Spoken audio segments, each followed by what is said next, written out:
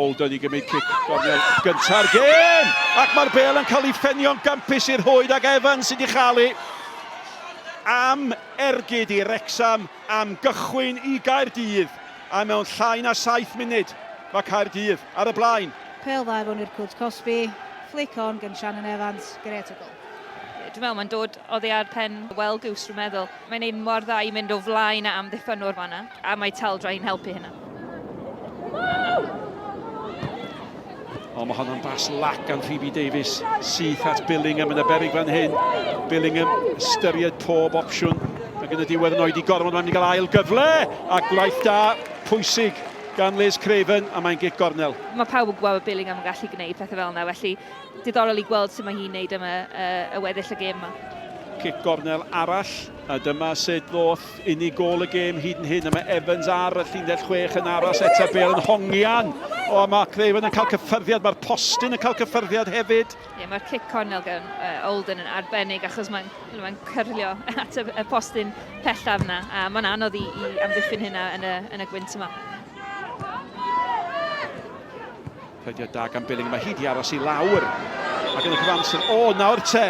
Mae hwnna'n ddadleuol o Wrecsam ar ymosodiad oedd y bêl drwad fwy na lai at Eva Suckley a mae'r ddyfarn wraig yn tynnu'r chwarae nôl achos bod Billingham di aros lawr. Mewn i ail hanner o'r hanner cyntaf. Gobeithio fydd y bêl yn cael ei gollwng cyn diwedd y hanner cyntaf. Mae. A mae'r bêl gan Smith. Syniad da! O, bobl fach fe drychodd Suckley ac fe daniodd hi. Ac mae Wrecsam yn gyfartal a maen nhw wedi ymateb yn y ffordd berffeithia. Mi fydd Cerin Chamberlain yn cwestiynu hun. O mae Wrecsam yn gyfartal. Suckley wedi codi ffen a wedi mynd, ti'n gwybod be? Dwi'n mynd i drio hon. A ia, swn i'n cwestiynu Chamberlain. Mae ar ei llinell. Dylsa, di gael llaw cryfach ella? Ddylai Chamberlain di gallu symud i traed yn bach mwy i mynd mwy dyfn yn y gôl, a wedyn fysa di gallu cael llaw cryfach ar y pêl. Knox. Hongian fel mai. Na law man. O'n cwmpas ni. Lily Jones!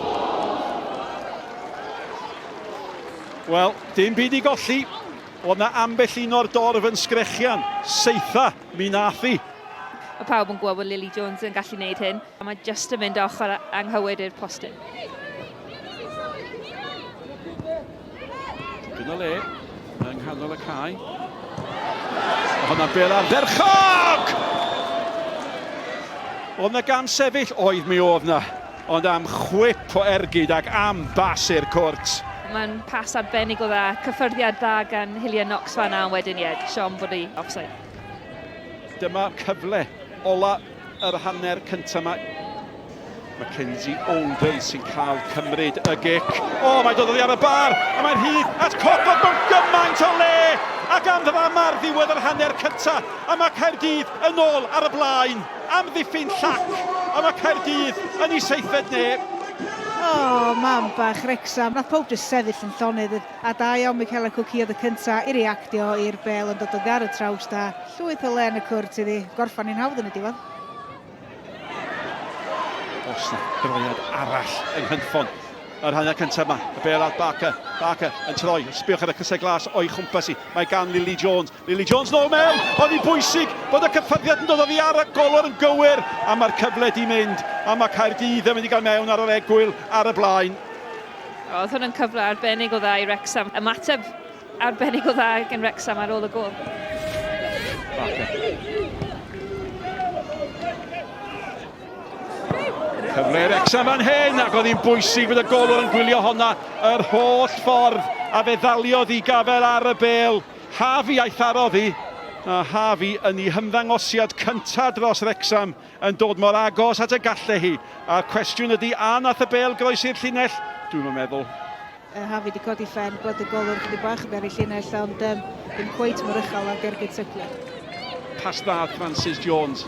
O'i blaen hi mae Suckley. Suckley'n troi. Ar ergyd yn y diwedd i dor hoed a Francis Jones yn ei ymddangosiad cyntaf dros Wrexham yn dod â nhw'n gyfartal. Ac os na gol sy'n heiddi bod mewn rownd derfynol, da chi newydd i gweld i. Waw, Francis Jones. Ac ar ei droed chwydd hefyd, ond chwarae da, cadw meddiant, droed chwydd, tro cyntaf, top bins fel da ni ddweud. Ie, arbennig. A mynd tro gyntaf hefyd fel, ddim yn cymryd cyffyrddiad achos fe'n gwybod oedd pwysau yn dod. A mynd i'r cornel ucha yna, ddim siawns i Chamberlain fan'na. Sgorwraig yr ail gol i gymryd y gornel. Ond na beniad heibio'r postyn, oedd hwnna'n gyfle. Mae Caerdydd wedi cael dihangfa. Oedd y pŵer yn y peniad yna yn mynd amdani, fel really meddwl bod i'n mynd i sgorio fan'na, ond jyst ddim ar y gol. Ac ar ddiwedd gêm ddramatig, fydd na gicio o'r smotyn. Eiliad allweddol i Katie Barker. Ac mae'r gyntaf yn cael ei harbed gan Cerin Chamberlain am noson ddramatig. A mae'n mynd yn fwy dramatig beth. A mae Craven yn gwneud be lwyddodd Chamberlain i wneud. A mae Price drian di gwneud be nath Barker. Mahmood. Cyfle rai Wrexham ar y blaen. Dyna sut ydych chi'n cymryd cic, Iona. Hwna dyn ni'n yr anoddau gymryd, tro ti eisiau mynd am y top yr gornel, ond i gadw hi tod o dan y trawst. Kenzie Olden yn wynebu Liz Craven. Mae'n wan. Ac unwaith eto mae Craven, heb orfod gwneud gormod mae rhaid i chi ddeud, wedi arbed. Josie Elin Smith. Cic arferchog arall, cwbl wahanol, ond yr un mor gywir ac yr un mor effeithiol. Mae angen grym a chywirdeb a'r power, mae angen hon ar Gaerdydd. Power yn gwneud swydd y capten yn gydwybodol, yn gyfrifol, yn effeithiol. Maria Francis Jones. Allu gynyddu'r fantes. Gall. Cic arferchog arall. Cic great o'r smotyn i Francis Jones. Mae rhaid i hon fynd mewn neu mae Caerdydd di colli'r rownd derfynol. Dyna be di cic hunanfeddiannol ar weitha'r pwysau yn edrych fel tasau ar gael chwarae. Knox, dyma'i cyfle hi. Mae Wrexham wedi ennill y tlws yn ei rownd derfynol gyntaf erioed. Yn y gystadleuaeth yma, nhw sy'n mynd â hi. Clwb pêl-droed merched Wrexham ydy enillwyr cystadleuaeth tlws yr adran 2025, 2026. Croeso i Wrexham, croeso i lwyddiant tîm merched Wrexham.